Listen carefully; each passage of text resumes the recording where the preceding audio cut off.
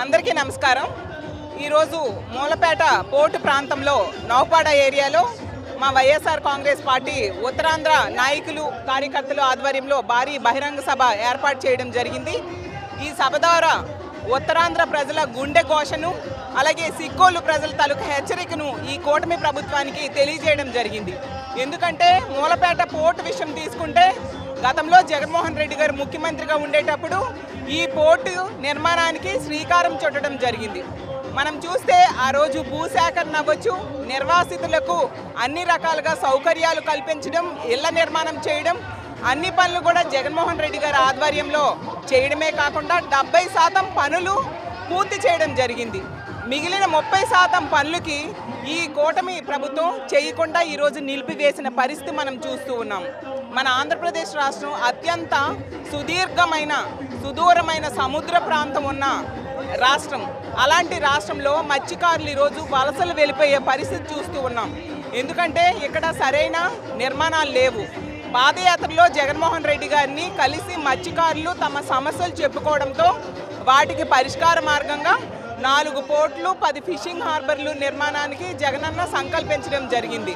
అందులో భాగంగా శ్రీకాకుళంలో ఈ మూలపేట పోర్టు నిర్మాణానికి అన్ని రకాల అనుమతులు తీసుకొని అది ప్రారంభించి 70% పనులు ప్రారంభిస్తే ఈరోజు చంద్రబాబు నాయుడు గారు దాన్ని నిలిపివేసిన పరిస్థితి, పనులు ముందుకు సాగనివ్వని పరిస్థితి మనం చూస్తూ ఉన్నాం. కాబట్టి ఆ పనులు వెంటనే పూర్తి చేయాలని మేము కోరుతూ ఉన్నాము. అసలు ఈ మూలపేట పోర్ట్ అనేది సిక్కోలు ప్రాంత ప్రజల వెలుగురేఖ.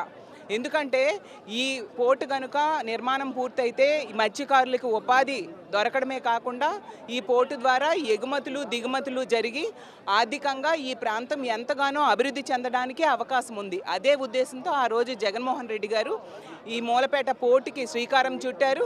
ఈ కూటమి ప్రభుత్వం అధికారంలోకి వచ్చాక ఈ మూలపేట పోర్టు నిర్మాణాన్ని మూలక పడేసిన పరిస్థితి ఈరోజు చూస్తూ ఉన్నాము. తీసుకుంటే ఇక్కడ స్థానిక నాయకులు మొన్న అమరావతి కోసం తీర్మానం చేశారు అసెంబ్లీలో. వాళ్ళకి నేను ఒకటే అడుగుతున్నాను, ఈ జిల్లా నుంచి మంత్రిగా ఉన్న అచ్చెన్నాయుడు గారు అవ్వచ్చు లేదా శిరీష గారు అవ్వచ్చు తీర్మానం మీద మాట్లాడారు. అమరావతికి 2 లక్షల కోట్లు ఖర్చు పెట్టడానికి వాళ్ళు తీర్మానం కోసం మద్దతు ఇవ్వడం జరిగింది. మరి ఇదే ప్రాంతంలో ఉన్న మూలపేట పోర్టు నిర్మాణం కోసం ఎందుకు మీరు ప్రశ్నించలేదు? అది అడగడానికి, దాని గురించి డిమాండ్ చేయడానికి మీకు మనసు రాలేదా అని నేను అడుగుతూ ఉన్నాను. శిరీష గారు తీసుకుంటే పక్క నియోజకవర్గమే పలాస ఆవిడది.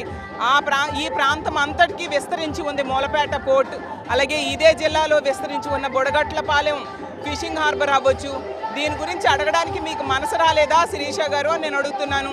అచ్చెన్నాయుడు గారు ఎన్నోసార్లు ఈ జిల్లాకి మంత్రిగా చేశారు.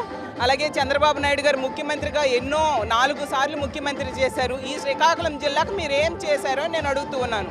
అచ్చెన్నాయుడు గారు అంటారు, మొన్న మా వైఎస్ఆర్సీపీ వాళ్ళకట్ట గన్ పెట్టి కాల్ చేయాలనిపించింది అన్నారు. మరి అచ్చెన్నాయుడు గారికి నేను ఒకటే అడుగుతూ ఉన్నాను, మీ నియోజకవర్గంలో 70% జగన్మోహన్ రెడ్డి గారి హయాంలో పూర్తయిన ఈ మూలపేట పోర్టుని ఈరోజు మీ కూటమి ముఖ్యమంత్రి గారు మూలన పడేస్తే మరి మీకేం చేయాలనిపించలేదా? మీ మనసు దీనికోసం డిమాండ్ చేయాలని మనసు రాలేదా అని మిమ్మల్ని అడుగుతూ ఉన్నాను. అలాగే చంద్రబాబు నాయుడు గారు ఎన్నికల టైంలో పదే ప్రతిరోజు చెప్పేవారు సంపద సృష్టిస్తాను అని చెప్పి. సంపద సృష్టించలేదు సరికదా, తన కుటుంబ సంపదని ఈరోజు పెంచుకుంటూ ఉన్నారు. రాష్ట్ర సంపదని దోచేస్తూ ఉండే పరిస్థితి, రాష్ట్ర సంపదని ఈరోజు గాలి కొదిలేసే పరిస్థితి మనం చూస్తూ ఉన్నాం. రాష్ట్ర సంపద అయిన మూలపేట పోర్టును గాలి కొదిలేశారు. రాష్ట్ర సంపద అయిన మెడికల్ కాలేజీలని ఈరోజు పీపీపీ మోడ్లో అమ్మేయడానికి నిర్ణయించుకున్నారు. రాష్ట్ర సంపద అయిన రోడ్స్ని ఈరోజు అమ్మేయడానికి పీపీపీ మోడ్లో ఇచ్చేయడానికి ప్రయత్నించిన పరిస్థితి మనం చూసాము.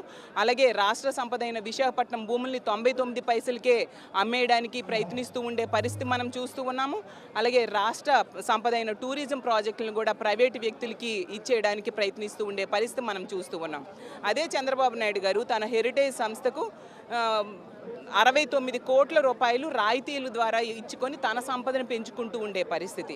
అలాగే తన కొడుకు తోటలుడైన గీతం భరత్ గారి గీతం విద్యా సంస్థలకు 5,000 కోట్ల రూపాయల విలువైన భూమిని దారాదత్తం చేయడానికి ప్రయత్నిస్తూ ఉండే పరిస్థితి. అలాగే విశాఖపట్నంలో తన బినామీలకు కేవలం 99 పైసలకే ఎకరాలు రియల్ ఎస్టేట్ సంస్థలకు, తన బెనామీ సంస్థలకు కట్టబెట్టేస్తూ ఉండే పరిస్థితి మనం చూస్తూ ఉన్నాము.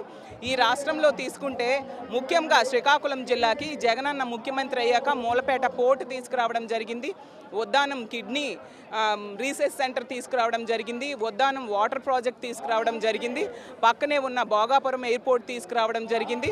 అలాగే విశాఖపట్నంలో కొన్ని వేల కోట్లు పెట్టి ఎన్నో ఐటీ కంపెనీలు కూడా తీసుకురావడం జరిగింది. మరి ఈ కూటమి ప్రభుత్వం అధికారంలోకి వచ్చి 22 నెలలు అయింది.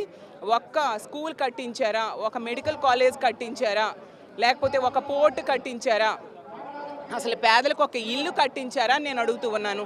ఇంత ఘోరంగా ప్రజల్ని దోచుకుంటూ వాళ్ళ సంపదను పెంచుకుంటూ ప్రజల్ని మోసం చేస్తూ ఉన్నారు. ఈ మూలపేట పోర్టుని పూర్తిగా నిర్లక్ష్యం వహిస్తూ ఉండే పరిస్థితి మనం చూస్తూ ఉన్నాము. కాబట్టి దీన్ని మేము తీవ్రంగా ఖండిస్తూ ఉన్నాం. ఎట్టి పరిస్థితిలో జాతి సంపద అయిన మూలపేట పోర్టుని వెంటనే పూర్తి చేయాల్సిందిగా ఈ ప్రభుత్వాన్ని మా వైఎస్ఆర్ కాంగ్రెస్ పార్టీ తరఫున, మా జగనన్న తరఫున మేము డిమాండ్ చేస్తూ ఉన్నామని తెలియజేస్తూ, ఈ సభ చూసైనా వాళ్ళకి బుద్ధి రావాలని కోరుకుంటూ ఉన్నాను.